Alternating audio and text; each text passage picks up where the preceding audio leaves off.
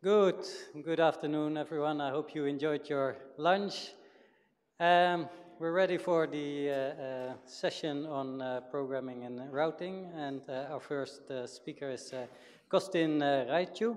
He's an associate professor at the University Polytechnica of Bucharest, where he leads the NetSys group.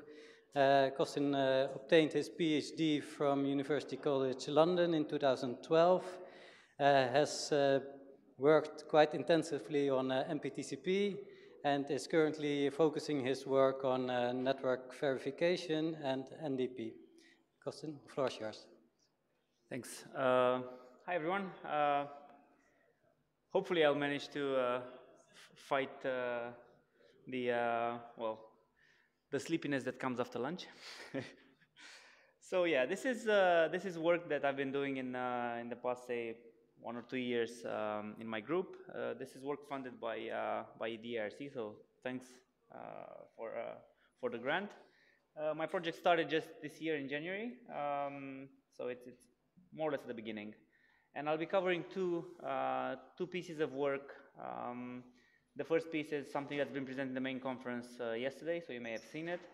It will be a brief overview of that, and then some ongoing work that hasn't been published yet. So I'll start stating the obvious is that we really need to verify our networks, and we need to do that because when networks go and do things they're not supposed to, everyone suffers, right? So you all know this problem that affected Southwestern and United Airlines a couple of years ago, where they had a router failure, and this brought down their ground network completely. They didn't have ticketing, didn't have anything. So although the planes were not affected themselves, the failure of the ground network basically grounded all flights for like days. So you had a lot of thousands of passengers staying in airports and being really unhappy. And well, there are a lot of potential errors.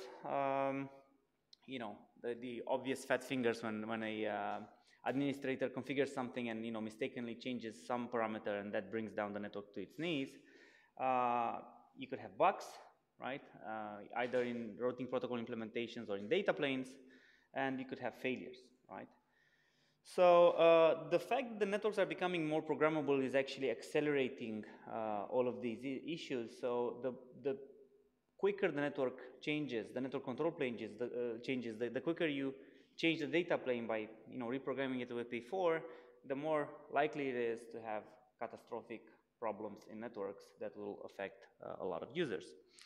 So okay, so to understand how network verification works, I'll just do like a briefly 2-minute introduction, and then I'll sort of come to the main idea that I'm trying to tell you here.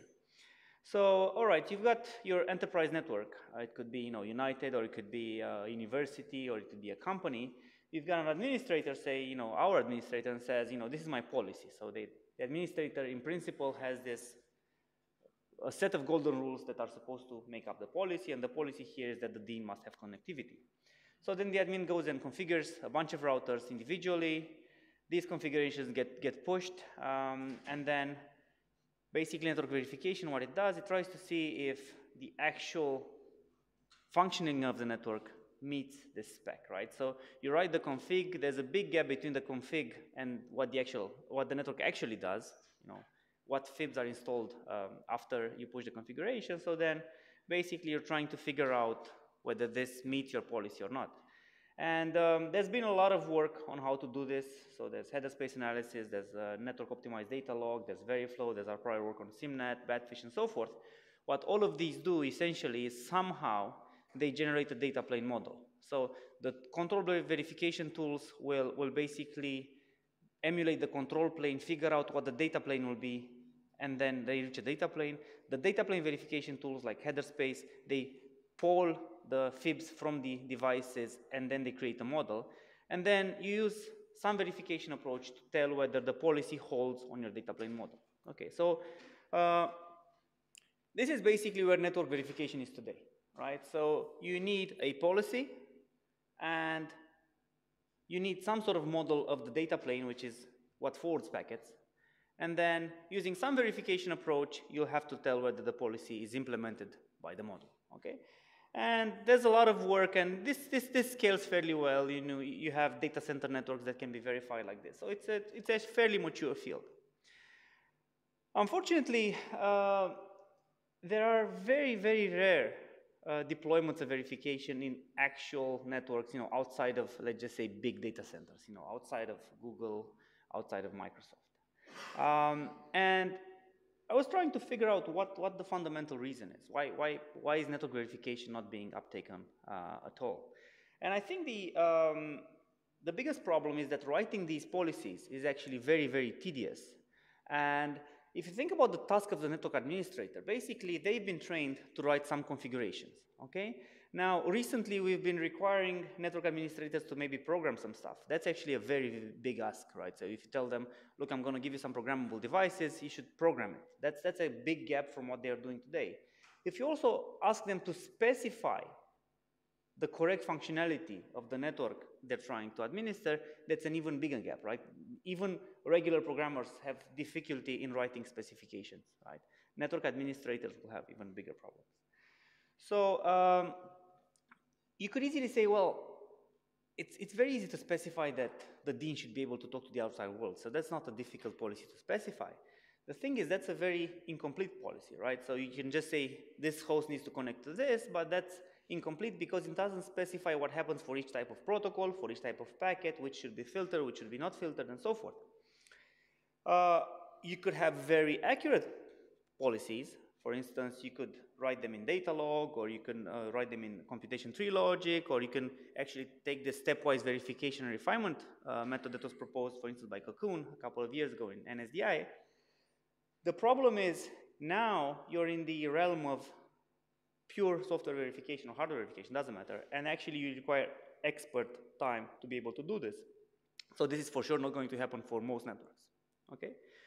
So to sum up, the state of the art is the following. We need verification, we have the verification tools, all the verification tools need some policies. However, writing these policies to be complete is very difficult, and basically we're stuck between a rock and a hard place. So what I want to ask is, could we have network verification without policy specification, right? I mean, this is, you know, intentionally a very strong goal. What I'll show you is that you can verify some aspects of the network either without specifying anything or by specifying something very simple. So the two main directions I want to cover in this talk are the following. First, we want to discover functionality or behavior in data plane programs that are for sure wrong, okay? These are the so-called bugs. If you write a C program and the C program has a null pointer dereference, that's for sure a bug. It doesn't matter what the C pointer is, the C program is meant to do.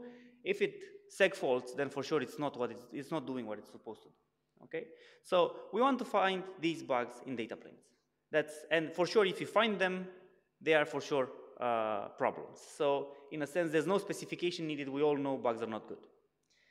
The other approach is to basically see that equivalence between two different data planes is a very simple way of specifying what a certain data plane should be doing. And in many cases, you have networks that should be behaving in the same way, and if you can just check whether this equivalence holds, you can find a lot of problems. And I'll just go through these in turn. So for the first part, we looked at P4, right? P4, as you saw also in Jen Rexford's keynote talk, is basically the latest and greatest in terms of network programmability. It enables custom data planes. It allows you to write a data plane program that you literally put in the switch. And the really nice part about this is that it's also very high speed. So I think the Tofino switch can do 6.5 terabit of processing with a P4 program, or at least that's what they claim. But anyway, it's quite fast.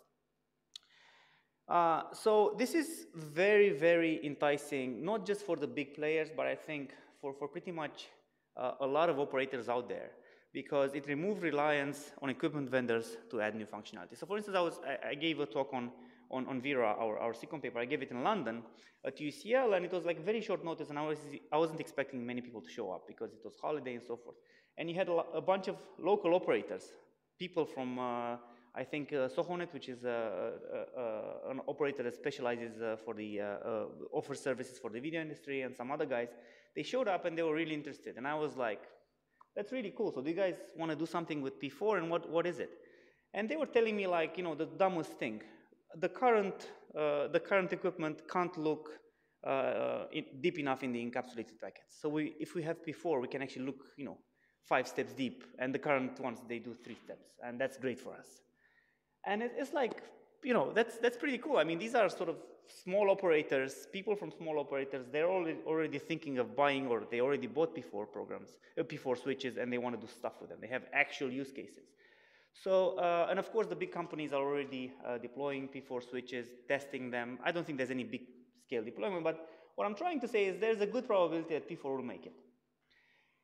And you have switches, so you're probably aware that you can buy switches P4 today. So that's all great. It means you have a very high-speed device that you can program, you can do cool stuff with it. The problem is it's actually surprisingly difficult to program. P4 is, a lot of features are very close to hardware.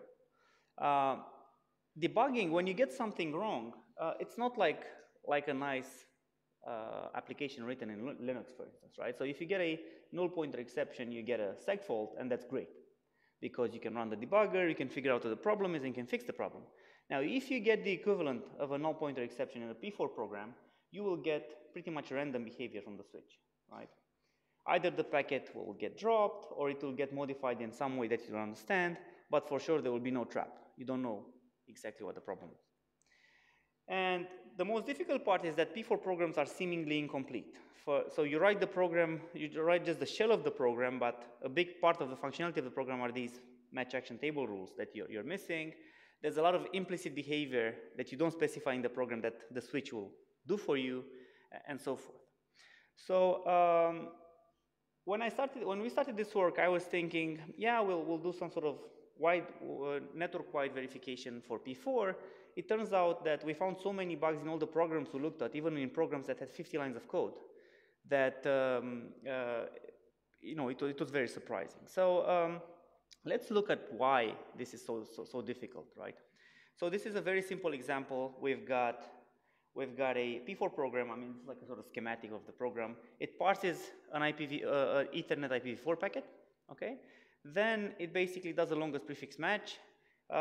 It sends it to a pipeline, to an ingress pipeline, where you encapsulate IPv4, IP and IP basically, and you send it out. So it's a very simple sort of tunnel middle box, if you want. So these are the parts of the program. So first, you have the parser and deparser. They're actually specified in the same place, and it specifies what packets you accept and what packets you emit. Then you've got the match action tables, which basically form the bulk of the processing of the P4 program, and then you specify which packet should go through each table, right? So let's look at this example first. So this is the parser code that we wrote, okay? So the parser says extract the Ethernet header, then if the Ethernet type is IPv4, then extract the IPv4 header, and then go to ingress, okay? This is a very simple to understand parser.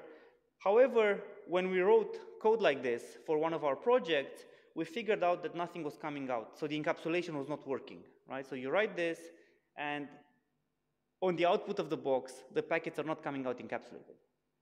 So that was a bit tricky. Like, why is this the case? So the problem is the following. The deparser uses the same parser specification as the parser.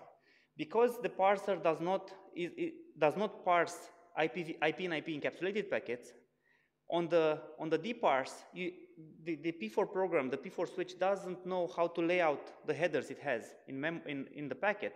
So there it doesn't add the IP and IP packet header, sorry. So if you wanted to fix this, we basically add the following lines of code, okay? And then we're good. So this is the control function. Basically, it decides which packets should visit which tables. And here, it's very simple. It says, if the TTL is greater than 0, then we send it to longest prefix match. Okay? The problem is, if you look at the parser here, we have this entry there, where if the Ethernet type is not 800, we send the packet to ingress. So you have Ethernet packets that are not IP. They will arrive at the same control function. Now, the control function makes this implicit assumption that the IPv4 header is valid, okay? P4 will allow this instruction, and the behavior is undefined. So it is not clear what will happen when you access the TTL field in an invalid header. You either get some random value from the previous packet in memory, or we don't know, okay? So basically, this is a problem, and how you fix it, and this is something that you should avoid, of course, but how you fix it is basically by adding this valid check, right? If the header is valid and the TTL is greater than 0, then do something, okay? So it seems like we solved the problem now. Actually, there's still some implicit behavior left in this program, because all non-IPv4 packets will miss the if instruction, and they will not be sent to LPM, so what happens to them? Actually, implicitly, for instance, this is target dependent, it depends on the switch. So implicitly, the software switch that P4 provides will take these packets and put them to buffering, where they will be dropped, okay? But again, this could be a bug. You ideally would want to specify for all packets what happens.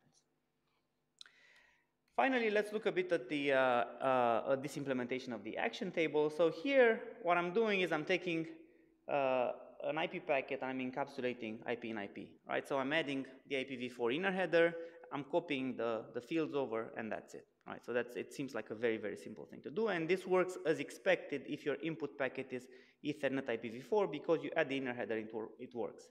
Now the problem is, because we changed the parser to parse IP in IP, now we will get IP in IP packets here. If we get them, then when you add the extra header, actually what will happen is that you will silently overwrite the existing header, and basically you will lose the IP and IP header that the packet came with, okay? So another problem is that if you re-add existing header fields, this fails silently, and you will basically have functionality that doesn't work. So all of these are examples of problems that, of functionalities that don't make sense, right? So nobody should program assuming such behavior, right? So ideally you would want to have, these are the equivalent of null pointer exceptions in P4 programs, and there's a lot of them. So what we did was we built this verification tool called Vera, and Vera, the goal for Vera is to get as many of the bugs, to find as many of the bugs possible in very, very little time. Vera can also specify some custom policies. I won't be covering that part. So Vera works as follows. You give it a P4 program and some table rules, and we compile the resulting P4 program. We compile it to Cephal, which is our prior work. Cephal is basically a language designed for data plane symbolic execution, for scalable data plane symbolic execution. Then we feed this to our verification engine, and we add implicit bug checks to the verification engine. So by default, this will capture all of the bugs that I showed you previously. So if you access unallocated fields, if you try to add a header that's already there, if you try to deparse and you don't know how to deparse, and many others, it will capture loops and stuff. So the output of Vera basically is, for each possible path, if it has found a bug, it tells you what the bug is, and it tells you what constraints you have on the header fields. So what you can do then is to actually create a concrete packet and inject it through your actual deploy program and actually see that that's a real bug. Okay, so how does Vera work? I think I'm running slightly late, so I'll have to speed up. Anyway, so I think I'm just going to skip this part. So it's, or maybe I shouldn't. Okay, so basically Vera works as follows. You create, you look at the headers that the program could accept, and you create a symbolic packet for each sequence of headers that is acceptable. In this case, we have an Ethernet IPv4 header. We make all header fields symbolic, which means they can take any value. And then we simulate what happens when you inject this packet through the program, right? So at first, this will reach the parser, and then depending on the type, you either end up at control ingress, or if the type is not 0800, you'll end up at buffering, right?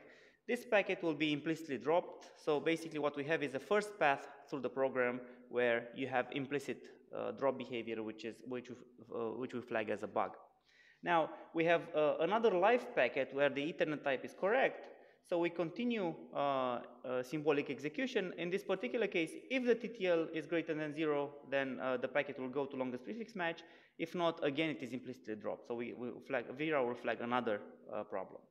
Now we continue the only live packet we have, the one with TTL greater than 0. And again, if the destination is in the longest prefix match table, then it will actually reach the deparser. Otherwise, you get another bug. So, and finally, this is showing what happened for the original program where the parser was not covering the IP and IP encapsulation, and this is where you get a deparser error. So basically, the output of Vera is a JSON format where you see all of these problems. So we applied Vera to all the P4 programs we could find, well, a couple of months ago. Now there's more P4 programs out there. And this is basically the evaluation. So on the left, you have the name of the program, and then the lines of code in each program. The time it took for Vera to actually verify the program, so you see it's between sub-second and a few tens of seconds for the biggest program for switch.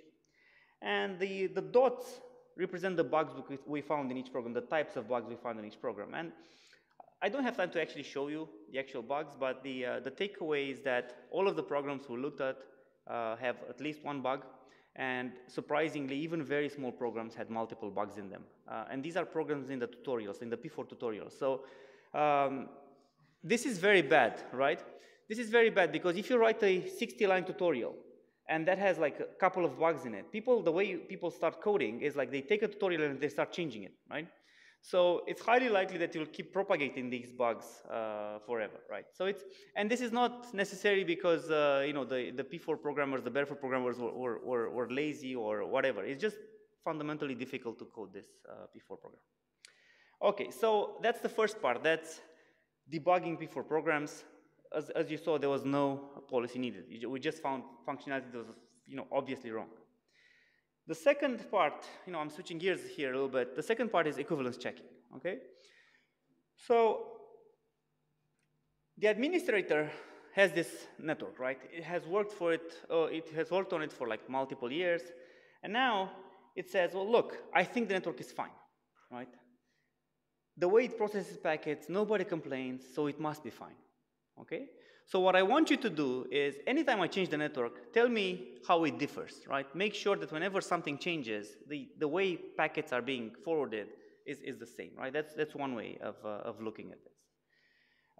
Another way of looking at it is, I'll give you another example from clouds. Okay, if you go on Amazon or if you install OpenStack, the tenant will create some VMs, and then it will say how the VM should be connected, and you can actually specify there should be a router here, this should be in the same VLAN, there's a firewall, there's a load balancer. So you can actually create some sort of a virtual network using the cloud interface. And this is, for instance, what you could do with OpenStack, right? And then what happens is that the cloud software takes this interface that you specify and then installs rules in the actual cloud data plane, as in the routers that form the cloud network, in the virtual switches, and so forth. And basically what will happen is that this high-level view will be transformed in some low-level data plane. Now, these things must behave equivalently, right? So whatever the tenant thought its network was doing must be what the network is actually doing, okay? So this is what we want to achieve. So any problems we find are probably likely due to a faulty implementation of the cloud network. So data plane equivalence is really trying to see if two programs representing the network data plane process packets in exactly the same way, right? So we say that they are equivalent if they produce the same output packets when fed with the same input packets, okay, for all possible inputs.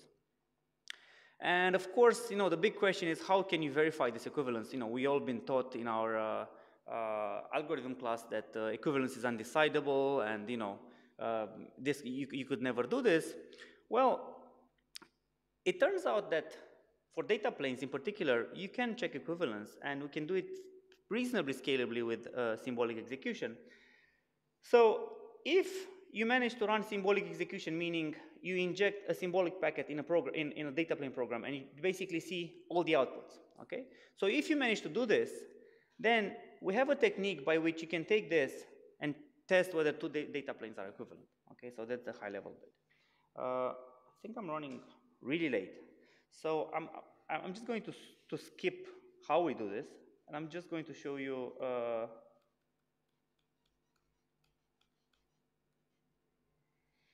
Okay, so this is how it works. This is how our program works. Basically, you've got two data plane programs. You inject a symbolic packet in one of them, and then you look at the symbolic packets you have out, right? Basically, what you will do is you will take each of these packets in turn, inject them in the second program, and test that the outputs are equivalent to the first input. I'm being very vague here, but unfortunately, I've sort of misjudged the time I had available. So we can do this automatically, and the complexity it's pretty high because you're basically doing, in the worst case, you're doing symbolic execution over symbolic execution, so like you're multiplying the complexity, right? However, for the programs we looked at, this actually finishes in reasonable time, and I'll just show you what we managed to capture with it, okay? So let's look at the results. So we looked at OpenStack Neutron. We take the tenant view and the actual implementation of the Neutron data plane. So we translate both of them to our language, Cephal, and then we compare the snapshots with the equivalence algorithm that I briefly showed you. So in the evaluation, we had a fairly small network. So we had 6 tenants, and then a bunch of VMs and a bunch of VLANs per tenant. And the resulting data plane had around 1,600 OpenFlow rules. Okay, so I'm not sure if you know, Neutron uses Open vSwitch and IP tables to implement its data plane. So basically, we took the Open vSwitch and IP table rules and we translated them to our language. Okay, and the write time for verification was around a couple of minutes. So we found a bunch of software bugs. So we basically looked at the Neutron archive, we saw what bugs they had, and we basically tried to reproduce all of those bugs, and we caught them. The funny bit is that we actually caught a bug that they didn't know about, which is a fairly major bug, because you have 2 tenants, 1 VM each, okay? And you deploy them, and these guys are not supposed to be able to talk to each other, okay? That's like basic stuff. You should not be able to ping the VM of another tenant, and EQ was saying that they can talk no problem, right? So if you ping in the data plane, they couldn't talk. So we're like, okay, what's happening here? So what was happening is that Neutron was blocking ARP. So if you relied on ARP to actually get the IP address, the MAC address of the other guy, then you wouldn't be able to ping it. However, if you knew the MAC address, you could just install it statically locally, and you can ping it no problem. So you had perfect connectivity. So this is an example of a case where it seems it's doing the right thing, but in practice, there's this sort of insidious bug, lower layer, that breaks even the basic isolation that you should get from a cloud environment. So I'll wrap up by saying that policy specification is hard, and you can do a lot of things even without policy specification. So for instance, you can find bugs in P4 programs by a symbolic execution. You can find bugs in OpenStack by equivalence checking, which is let's just say, very simple way of specifying what you're expecting to happen. And the open problem we're looking at this point is, for a real network, okay, what can we do and what properties can we check without asking the administrator anything? So if I install the box in your network and the box just starts sort of looking around, looking at routes and stuff, can that box figure out what the network is meant to do without asking you anything? And can it trigger sort of anomalous behavior without requiring the administrator to write a policy? And that's, yeah. So with this, I'll take questions, and sorry for the time management. Thanks.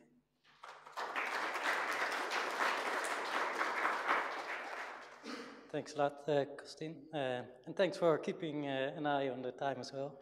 It makes my job easier. Any questions for Costin?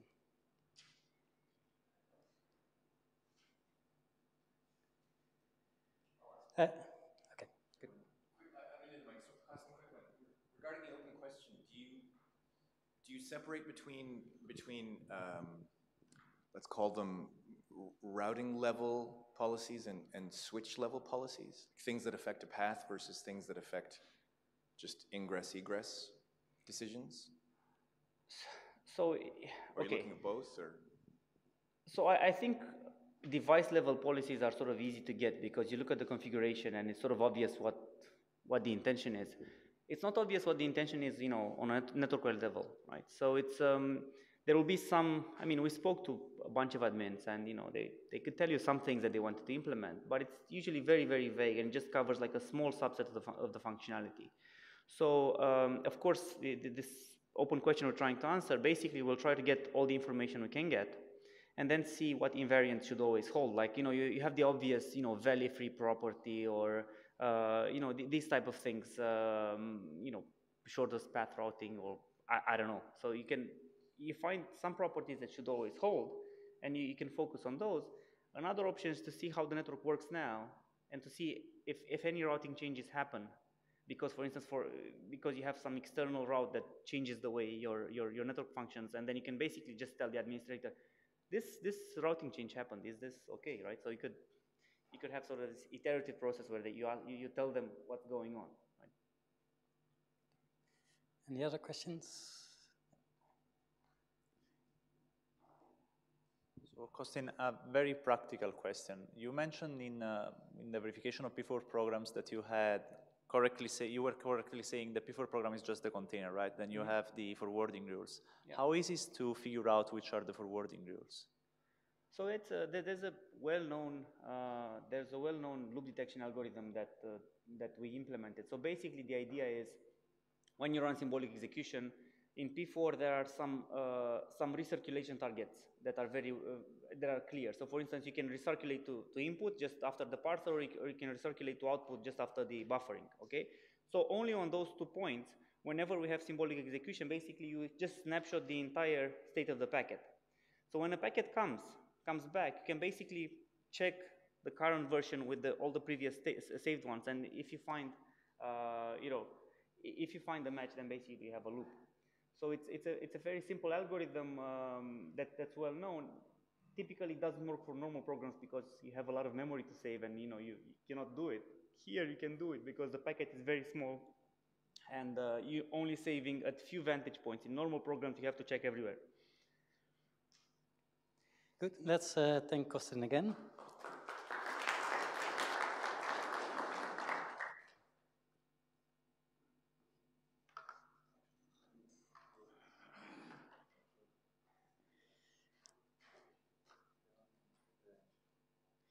Good. Our next presenter is Klaus Weerle. I hope I pronounced it correctly. He's a professor of computer science and head of the chair of communication and distributed systems at the Aachen University in Germany. He received his diploma and PhD degrees from University of Karlsruhe. He has been a postdoctoral researcher at the University of California in Berkeley. And he was awarded a DFG Emmy Noether starting grant. Many more activities on his bio, but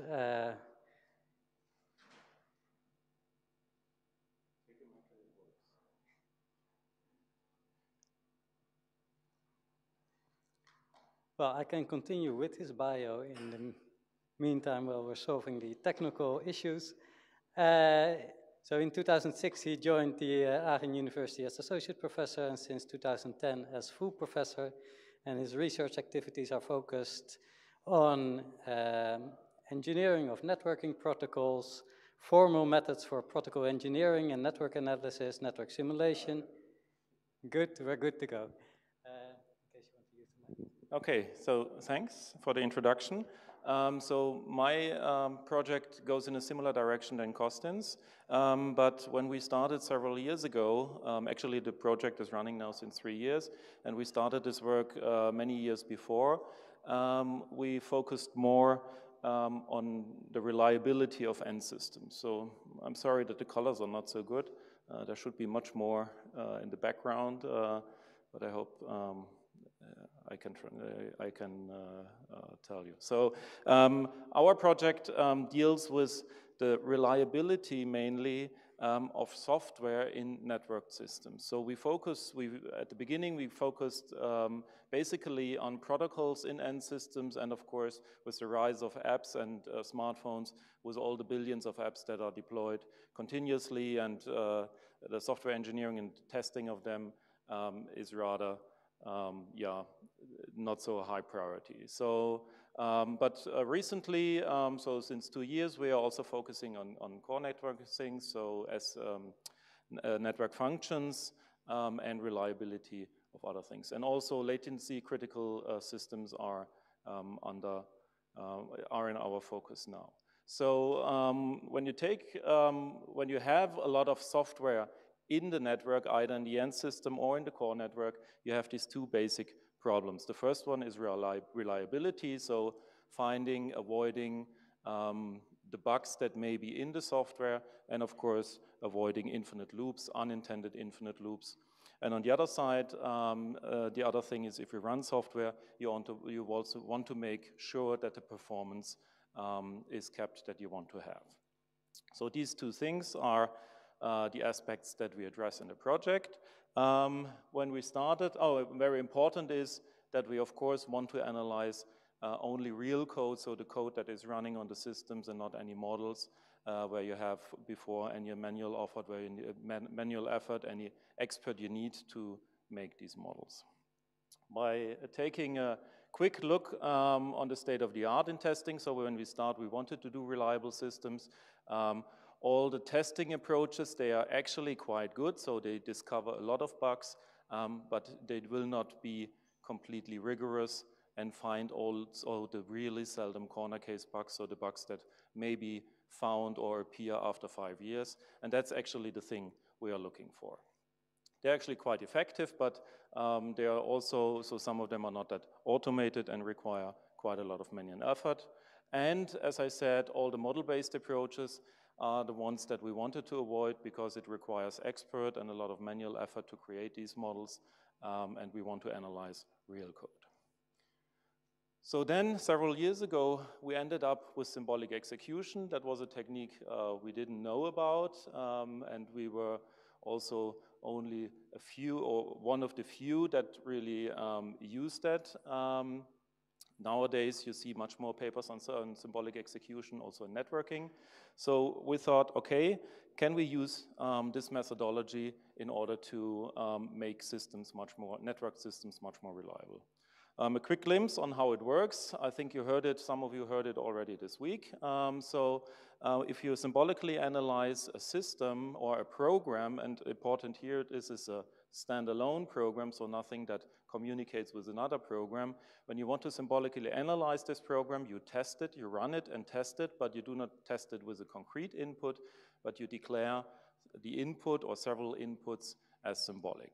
And it's important that this is an input that may be present or that you have at the beginning. We will see that it's different when you have networked systems. So the program is executed without specifying this input, actually. This works until you come to an if clause. If you have a conditional branch, then you have to decide what is actually the value of this variable. And in this case, we have two, oops, there's a problem in the animation. So we have two cases, x is equal to 0, then we follow this branch, and if x is not equal to 0, we follow the right branch. And in order to follow these two branches, we just clone the program and keep track in the path condition which of the conditions that we are now assuming for the further processing. And then we continue this. So in the left case, the program is already finished. In the right case, the program reaches another if clause. We follow first the left branch with our second instance. We clone the program also for the second time and have now 3 instances and follow the right path, and so we continue. And in the end, we had investigated 4 clones of the program, and we kept track of the path conditions that are for the symbolic variable. So we have equivalence classes for the symbolic value for each of these passes. And then we take a constraint solver, and we can get test values to replay these cases. Okay, so that's state of the art. That's classical symbolic execution. That's around since 30 or 40 years. But the big question is actually, is this also able, can we also analyze networked systems, distributed systems with this technique? So what is the problem with networked systems? So here again, we have 2 programs, standalone programs. They have their initial input, which may influence the conditional branches. But despite the initial input, we may also have additional input through the network. So if these programs are communicating, and these inputs that come from the other instances, they may also influence our conditional branches here, and so we have to consider them. And the question is, can we actually do this or investigate this somehow? But apart from the input that is also coming from the network, we may also have a different source of influence on the conditional branches. So anybody an idea what it may be? No, they depend on the initial input or the, Yeah, no, they are also considered here. So it's actually, so first, if we want to have a rigorous analysis of these communicating systems, we have to consider all the additional input that comes through the network, and we have to consider the time when they arrive. So if they arrive at a different point in time, there's a different system state, and it may have a completely different influence on the program, and so this would lead to a very different behavior. So in order to do a really rigorous analysis of these network systems, we have to investigate or to consider actually any input at any time. Okay, so where we started with was the symbolic analysis of networked input without considering the time of arrival. And here again, we have the example with the two instances which are communicating. So let's see what problem we will have. So if the left instance sends a packet to the right instance, in this case, this probably would not have a different influence to if it would have been an initial input, because it arrives before anything has branched. So we can consider it actually as an initial input. But what happens if this packet would have been sent after we have branched on the left instance here? So this packet is sent to the other side, and here we already have the blue and the green instance which have been branched and cloned before. So what do we do with this packet? We deliver it to both instances which we have cloned before.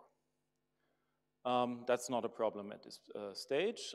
Later on, if the blue instance here would reply to this packet, it would go to the left where we have already 3 instances. And the question is, to which of these instances will we deploy it or will we deliver it? What would you say to all 3?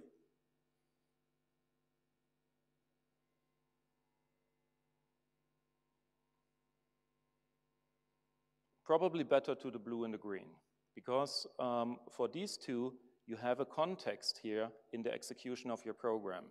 If the packet would be delivered to the orange instance here, this seems to be a ghost packet, because maybe this packet is related to this one, and you have a context, you have a state there, and this has to be checked. So for this instance, this packet would be something like a ghost packet. Okay, so the question is, how do we actually do a correct execution of distributed instances and the whole thing symbolically? Another problem would, so in this case, we can easily decide, okay, these two would be okay because we have here a context. This one should not get the packet because here we don't have a context. But what happens if later the green instance will also send a packet which has a context here related to this one? So should we deliver it also to these 2 branches? Actually, no, because they already got an answer before to this packet. So that would be a problem. Also, what happens if the orange instance would have sent a packet that may be similar to this one, but may have a different context? So the whole problem gets complicated and worse if 2 symbolic analyses start to communicate. There's actually a solution which we found, and this is quite simple, but as you will see, it gets very complex when you want to investigate it. So the solution is, whenever you have a local branch in one of the instances, you have to branch all other communication instances or all other systems in the analysis. And here we just have 2 systems which may communicate. Think of we have 50, 100 or more. This gets a hell of complicated. Okay, and I can show you that. So the solution is that whenever we have a branch in a node, that causes branches in all other nodes, and we have to clone our instances there. And then it works, and they can nicely communicate, and you can symbolically analyze it. Okay, So logically it looks well, but symbolic execution is already hard. So you need a lot of computational resources. Larger programs will not finish. So if you do this analysis, it gets much worse. So we have here a simple example with 7x7 systems with a very simple routing protocol. It's not very complicated, and we analyzed just 10 seconds of simulated time. So the analysis that we did with this conservative approach took 22 hours to finish. It created 800 or 779,000 clones or states that had to be analyzed, and the memory consumption for this very simple program was about 24 gigabyte. So the conclusion was the basic implementation of this formal method of what we call symbolic distributed execution is not really scalable. Since time does not permit, I cannot show you how we did, but what we actually did now is we analyzed under these 700-something thousand states, which are actually redundant, which we don't need, and so forth. So we developed several algorithms that actually went from this very conservative approach to a lazy approach, a lazy forking approach, and we could significantly reduce the amount of states from 800,000 down to about 500, and the analysis time from 22 hours down to 1 minute and 50 for this very simple example. So after this, we got a bit relaxed and said, okay, this could be an interesting analysis methodology, and with all these state reduction techniques, it enables much more scalable analysis. So the result of this was that we applied it to embedded system software, to the Contiki OS, and found easily two very severe bugs which haven't been found for a longer time. One, actually, the effect of the bug was known, but the cause for the bug haven't been found. So the typical bugs here are that, for example, two communicating instances, they have different systems, they have different states. So the one, for example, thought the TCP connection is established and the other thought it's not established, and that was a bug we found. Okay, and with this we continued, but as the people know that do symbolic execution, as soon as you have a loop, you run into some problems. And especially, you have to decide, is this actually an intended loop or is it a non-intended loop? So non-intended infinite loops we consider as a bug. So that was the next thing we did then. So we wanted to find out in protocols, in systems, can we find unintended infinite loops, liveness properties. So our liveness property, we defined our own one, which is a bit different than the typical liveness property. So we asked ourselves, what is actually an unintended infinite loop? So when is a loop infinite first? So a loop is infinite when you come to the same state again and again. Maybe sometimes with different intermediate steps, but you come to the same process or system state again and again. And when is this a bug? So here we defined it's a bug if you reach the same state again and again and you do not consume any more input. If the process is producing output like a log process, that's okay, but if it does not consume any more input, we consider it as a bug. So how do we do this detection of reoccurring same states? It's a very simple approach. It's a bit like Kostin just described. So here you have a simple program, and for each of the instructions you execute, you actually have to compare after the execution of these instructions, is the system or the process state actually the same as one that I had before? So you have to keep track of the system states and then compare the new system state with all the previous ones you had before. And as Kostin said, this means you have to compare a lot of memory, so actually the whole process memory. So after the next instruction, you have to compare this system state with all the previous ones, and after this one, you compare it with all the previous ones, and after this one, you finally reach a state which you should have seen before, like here, and then you found out, okay, this is a state I had before, it's exactly the same, and I have not consumed any input, so this is a bug. But this is infeasible to do, to compare, for example, in each step 4 gigabytes of RAM. So what we said is we have to simplify that and just take fingerprints of these system states. So first, we did not store the whole system state, but we just created a fingerprint, like a hash value. And we did not that after each instruction, but we grouped blocks of instructions and could simplify that quite a lot. But still, hashing 4 gigs of RAM after each instruction or after each block of instruction is quite a lot. So we developed a very simple but quite elegant hashing algorithm that does not compute the fingerprint from the system state, but just subtracts the effect of the previous instruction and adds the effect of the just executed instruction block, and so you can compute these fingerprints iteratively and do not have to check the whole memory, but just that has been influenced. Okay, and with this analysis, we could found actually quite very interesting bugs. So we applied it to the GNU core utils. These are not network programs, but these are the software suites that are tested a lot in symbolic analysis, especially with the tool CLI that we used for this. This is the major test suite. And actually, before we started it, we thought maybe, hopefully, we find one bug. After all, we found so far 5 bugs in the GNU core util. So for example, one in the program tail, which is a 130-line loop body in a while true loop calling 2 functions. So by just obviously looking at the code, you would not have found that.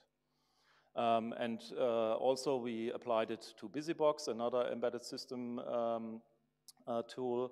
And here we found a very severe bug in a 490-line while true loop, also calling several functions. And most of these bugs have actually been in these software suites for more than 10 years, deployed on millions of computers, like most of the Linux and Unix systems. So yeah, these are not the everyday bugs, but these are bugs which are really seldom, and we could show that we can detect erroneous infinite loops. Okay. The next challenge that we are addressing now, this is what we are working on now, is what I said in the beginning. If you want to do a rigorous analysis, you should not only analyze network input, but also the time of arrival of this network input or the system state. So here again, our 2 instances from the beginning, when they are communicating. So this message in our previous analysis always arrived at the same point in time. And if you assume, sorry for the colors, that in this execution tree here, it would have caused a bug if the message would have arrived in this point or at this system state or this point in time, it would have caused a bug. But we would never find this bug because we always have the same latency here. And actually the latency can be different or even infinite. And so we have to find a methodology to analyze all possible cases. The naive approach that is often used in testing is just to choose a certain number of points in time you test. But if you would have chosen these points in time here, you would have not found this bug because the message would not have arrived in this system state. Okay, so the principal idea behind how we want to solve this problem is similar to symbolic execution. So it's not really symbolic execution, but it's inspired by the idea of symbolic execution. So just to recap, what does symbolic analysis do? It automatically generates from the code all equivalence classes of input values that have the same path behavior. So the constraints that we collected over the passes, they describe the equivalence class of input values that lead to the same path through the program. And this is actually what we want to do here. So we want to create, or we want to derive automatically the temporal equivalence classes of all arrival times that lead to the same system state, and that also by code analysis. And then we would get these set here of equivalence classes, and then we just test them and would have found the bug here with testing the red class. Okay, So this is basically what we have done in terms of reliability, or what we are currently doing in terms of reliability. And as I said, since quite some time, it's 2 years, we are also looking into predictability, into the performance of this software execution. So what we showed last year as a previous or a glimpse on this at SICOM as a poster was the question, so if you run a network function, how can you actually answer these questions? So for example, if I run this network function, what are the necessary processing resources? What is the expected or worst latency? What is the possible achievable data rate? Do I have influences among several network functions that run in parallel on the system, or can I probably see that I am under attack? The influence factors on these questions are, of course, the code of the network function, so that's what we analyze, and of course the input traffic that runs through the function. And the problematic thing, or the thing that you have to take care of, is the actual execution. So we have models for the superscalar execution, we have models for the branch prediction, and for the caching. And with those, we do then the symbolic analysis. So we take the network function code, analyze it symbolically, then we get the execution tree, maybe we find some bugs in there, correct them, and if we have the final execution or the final code then we take all the possible paths, convolute them with our models, apply the input traffic on them, and then get a set of very nice curves, which then show how the performance of the network function is looking like. So for example, here just 2 examples here. So for a firewall network function, we have 2 implementations, and you can easily see the difference of the performance of these 2 implementation types. So that's actually something that you can apply in a bachelor course. So you should not apply it or implement it as a decision list. You should implement it as a decision tree, and you can easily see the performance as it behaves here. So the blue is the measured, what we measured in the test bed, and the green is what we predicted beforehand. You can also compare beforehand, before you deploy the network function, the influence of various traffic patterns. So for example, how does it behave under IPv4, under IPv6, or that you can see I have regular traffic, or at the moment, I'm experiencing attack traffic, that you can see on the performance curve then. Okay, so that's my rush through the project Symbiosis that we are doing. So we try to contribute to the reliability of networked systems, software-based network systems, by finding bugs, especially very insidious, very seldom bugs, corner case bugs that are not typically found by the usual testing techniques. Also identifying erroneous infinite loops, and of course the other thing, that we make the software execution a bit more predictable, especially in terms of resources you need and the performance that you will achieve. Okay, so if you're interested, check out our website. There you find the publications, and I'm happy to answer questions. And of course, if you're interested in the work, contact us. Everything is open source, and yeah, thanks.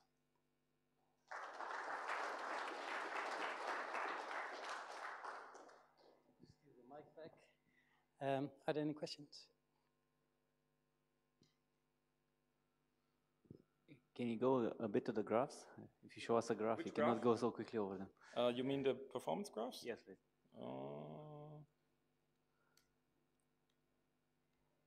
Yeah, this Yeah. one. So you say that the sort of diagonal line is what you predicted, and the other way around. So the diagonal line is measured, and the other one is predicted. So I think I took here the graph where one is the CDF and the other one is the individual. So that you have a PDF and a CDF. Okay. All right. Okay. So because I didn't get it. Okay. The visualization not that good. You see on the right side, the blue is the measured one, and the green one is the predicted one. There you see that it's something different, but it actually matches very well. Yeah. Okay. Cool. One last question, since we're running a bit behind schedule. I have a very quick questions. So currently you will see the analysis of the code. So which programming language currently do you support? Is it Java language or the C++ language, or the something else? So actually what we are is C. With C++, we have some difficulties, but that's okay.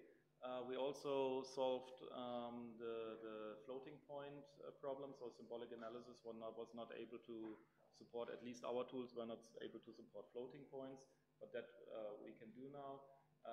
For Java, there are different symbolic analyzers which we haven't used so far, but since I'm a networking guy and not somebody who works since 30 years on symbolic execution, I think that's also possible. There are tools out there for those, but usually we use C. Or we don't directly work on the object code. Yeah. Okay, thanks. Good, thanks. Let's thank Klaus again.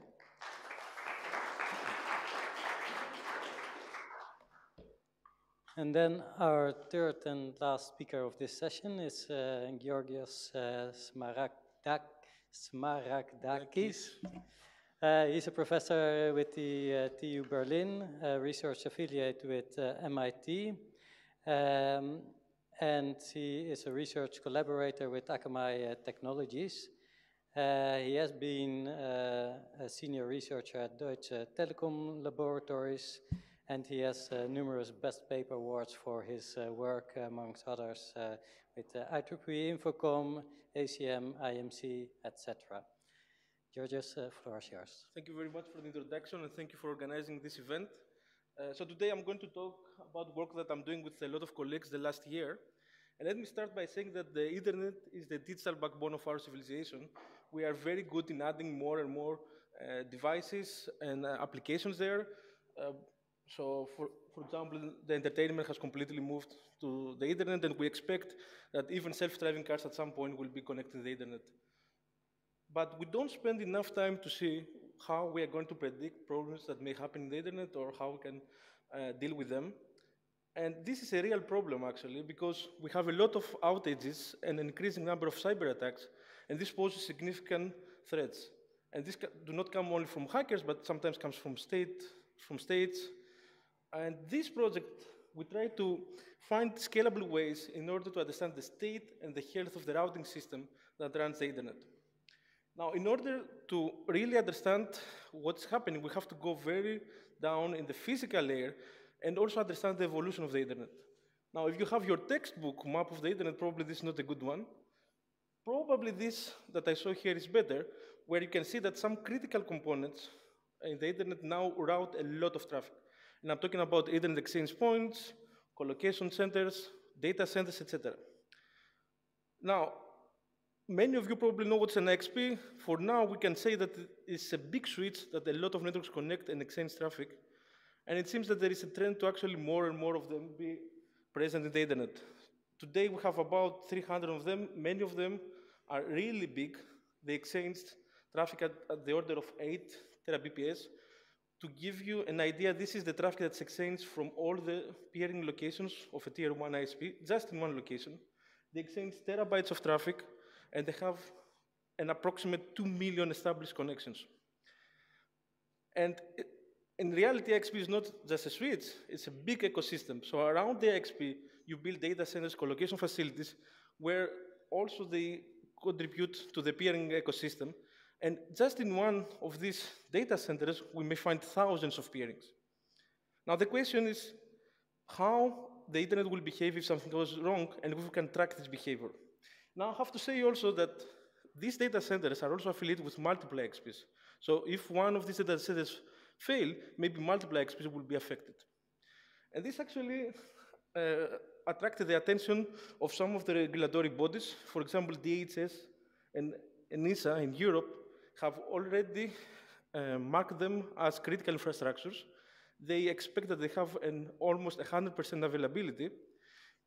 Specifically, for the internet exchange points, we expect an SLA of 4 nines, and for the collocation facilities of 5 nines. Now, before this work, this is the way that people reacted to outages. So most of the times you have a mailing list, administrators send emails and say, I cannot see my route, I cannot see my traffic. Did this happen to you? And this is 2017. And problems can be really severe. So for example, here I saw one of the outages in one of the largest IXPs in Amsterdam, where within seconds, 2 terabps of traffic disappeared. This was actually a problem that had to do with a human error. And then you say, okay, we lose the connectivity of Amsterdam, so what? This is the same traffic, the traffic of another XP in Frankfurt that was hundreds of kilometers away. And as you can see, you also lose something like 10 to 15% of the traffic. Then there is a huge oscillation because traffic from Amsterdam moves to Frankfurt, and then the system oscillates for some time. And the question is, what are the implications to the routing here? And what if this is not just an outage, but a targeted attack? Now, to solve this problem is far from trivial.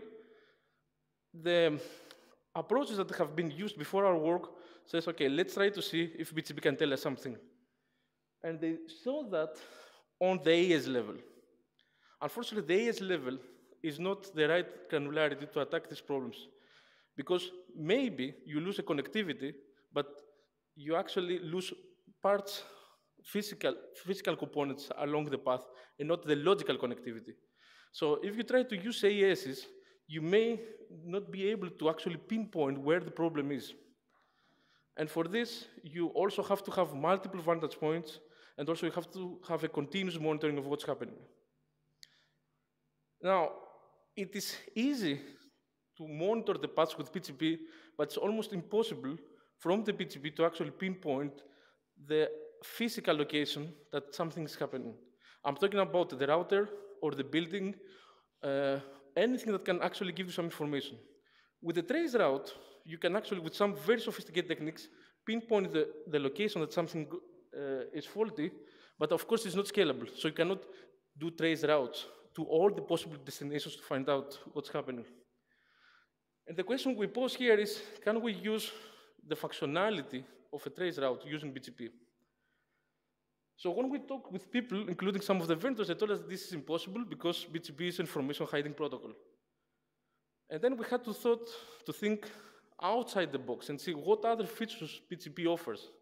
And it seems that BGP actually leaks a lot of information that is equivalent to what the trace route is doing, but you have to know how to read it. So for the BGP, there is something that's called community. And the community is a kind of encoding of any arbitrary metadata you can have in this message. So there is no standard on how to read this, but the conventional way to read it is that the first 16 bits encode the ASN, and the last 16 bits encode the meta information. So for example, in this toy example, I know that I received a message from my router in AS2 in some location that is encoded with 200, which can be, for example, Amsterdam. And if I do the same thing for all the messages that I receive, then probably I can see all the paths where they go through. And of course, if something changes, then I can see the change in the community because then I received it from a different location. Now, as I mentioned, it's quite tricky to find out the semantics of the communities. We have developed some machine natural language tools in order to get this information, which is pretty much scroll all the information that's available in the internet and then go on with keywords and try to find the meta information and create some structure out of this. So for this, we managed to get a dictionary of the communities for the location at 3 different levels: the city level, the XP level, and the facility level.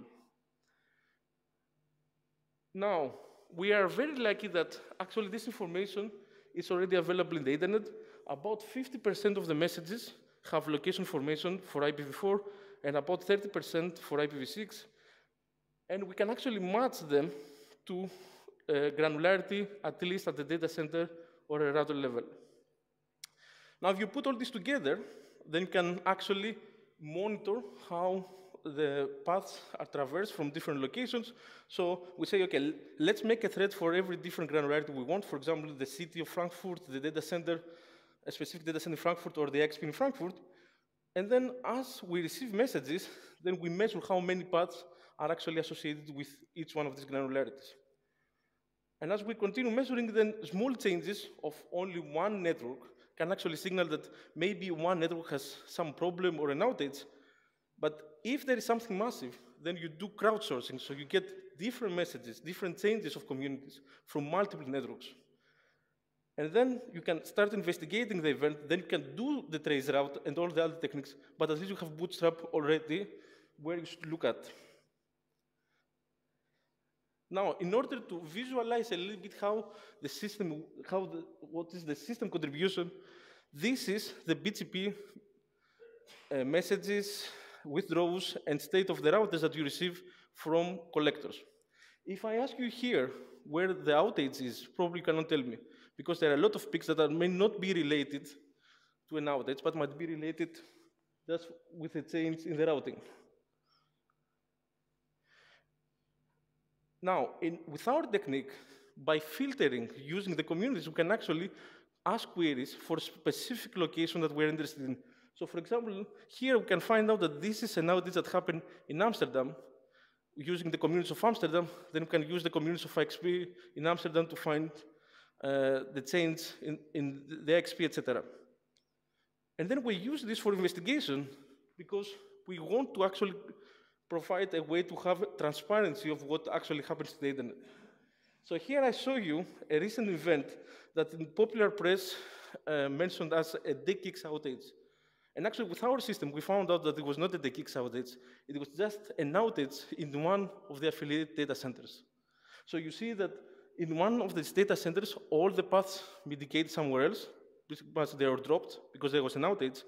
This had a small impact in IXP and an even small impact on the paths that traverse Frankfurt. Another contribution is we try to see how reliable are these peer infrastructures. So here, with the dotted line, I'll show you all the events that have been reported in the mailing list or in other web pages. And as you can see, this is only 20 to 25% of the actual outages. So many of them were not reported or they were not publicly available, but with our system, we can actually find them, find the duration of these events, and also distinguish if this was an outage of an IXP or a data center. Now, coming to the question of the regulators, how reliable are they? We found out that approximately 70% of the failures in the IXPs lasted for more than the time of SLA, and about 70% of the facilities lasted more than the maximum time of the outage, and for IXPs it was 50%. And we're 5% of the cases that the outage lasted for more than 3 nines, which is really bad. In terms of performance, we found out that outages have a very big impact. In some cases, for example, in the outage of AMP6, we found that the median change of the route trip time was more than 80 or 100 milliseconds.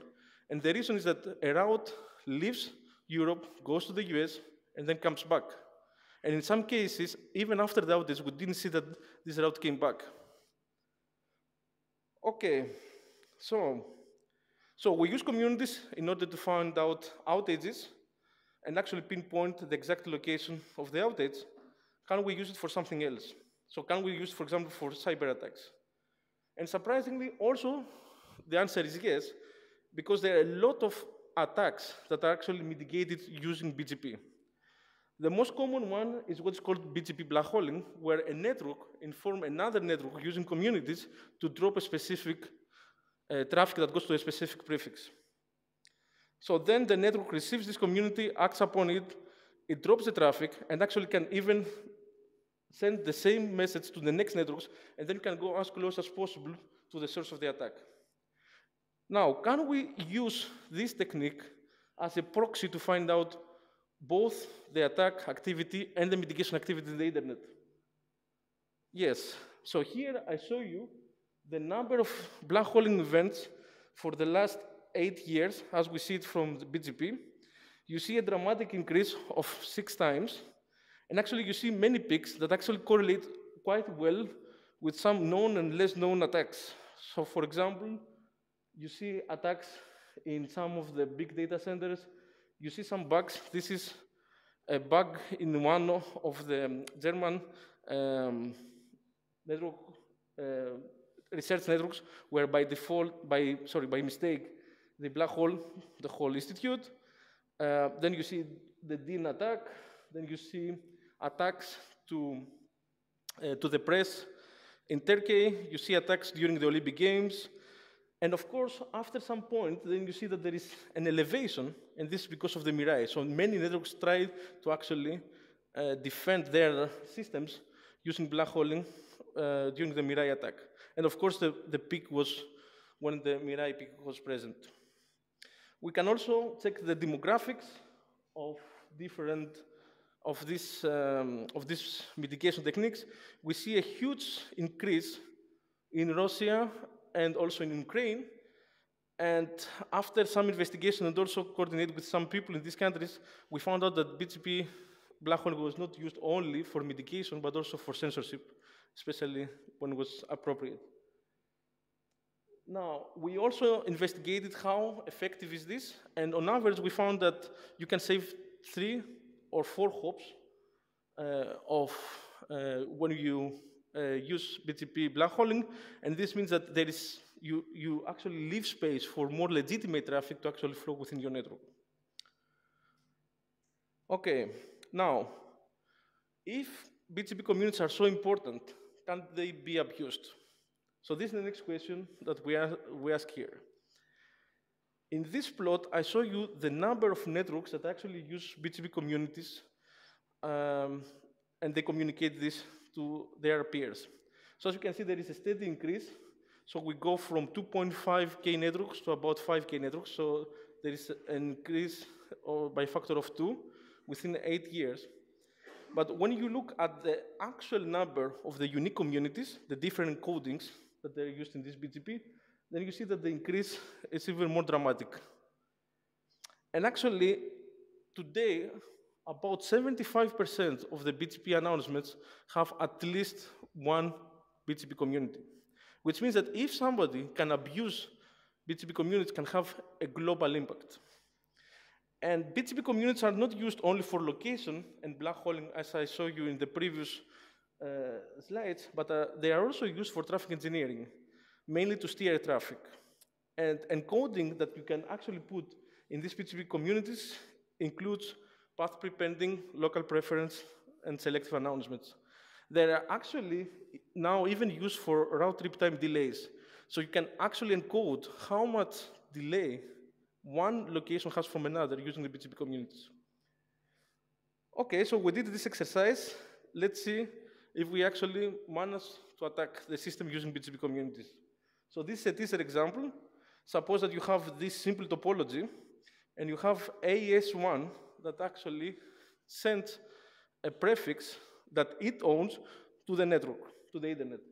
Then all the other networks will receive this announcement, and then they will send traffic using the path that I show here. If you have an attacker and introduces a community in the message, for example, to prepend this path, then it is possible that the path will change, and then it follows a different path.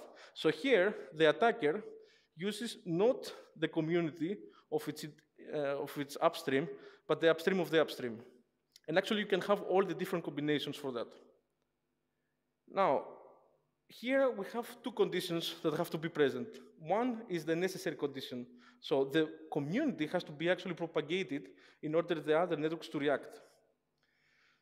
So we get all the BGP messages, and then we see for how many of the communities, of the messages that have communities, we see that the community is actually propagating X different AES hops. And as you can see here, the median AES path that the community propagates is 3, which actually it's close to what is the median AES path length in the Internet, which means that you can pretty much propagate the community to the whole Internet, and actually you can fake it and then propagate a fake community. In total, we found that something like 14% of the transit providers have this transitivity, which means that they propagate community without even checking what the community is doing. Now, going back to the previous example, I think I convinced you that you can actually send a community. Now, this is possible even if you don't hijack the announcement. So even if you use RPKI or any other technique to authenticate the origin of the prefix by introducing a fake community, you can actually do the attack. And the reason is that with RPKI and the other techniques, you validate the origin, but you don't validate the community. Now, due to the time limitation, I'm not going to show you all the different attacks that we did, but we could actually steer traffic, we could do black holing, and we could do any manipulation of routing using this very simple technique. Of course, if you are not in the path, you have to do hijacking. Hijacking seems to be very easy, especially if you change the IRR, and actually it may not even be visible. And for this, what you have to do is, again, send the community, somebody will transit this community, and then the traffic will follow a different path. And in some cases, the AES that are involved in the alternative path can be monitors, can be in different countries, can be NSA, can be anybody you want. So we did the experimentation. We use actually two ways to do experimentation. One is the lab experiment. So we set up different routers, and this gave very good insights. For example, we found that Cisco routers have a completely different default behavior than Juniper routers. Typically, Cisco does not propagate the communities, so you have to create a peer group in order to activate this. Juniper by default does this, so be careful. And also we found out, as Kostin mentioned, that some of the examples of the configurations in Nanog, they actually help a lot in our attacks. So for example, in the case of black holing, they don't even check their PKI and authentication. Black holing has a higher priority, so you can fake arbitrary whatever you want. And actually we use the peering infrastructure. We are very careful to inform the networks that we're actually going to do attacks. And we could find in which cases it was easier or more difficult to perform these attacks. Now, we have a paper that will be presented in IMC 2018 about this. We give some directions of how we can actually protect the BGP system, and we are continually working on this. So to summarize, the first part of the project, which is the first year, focus on identifying scalable ways to get insights about the state and the health of the internet. We showed that BGP communities are very popular and they actually cope with very complex engineering tasks. We saw two cases that we can actually use BGP communities to understand the behavior of the internet. One is to detect outages, and the other is to understand the attacks and mitigation techniques. But also, we saw that there are significant vulnerabilities and shortcomings. And with this, I would like to thank ARC and all of you for attending this talk. Thank you.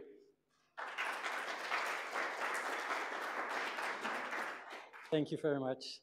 Again, since we're running behind schedule, I propose to have one question now and any other questions during the coffee break. Is there a question?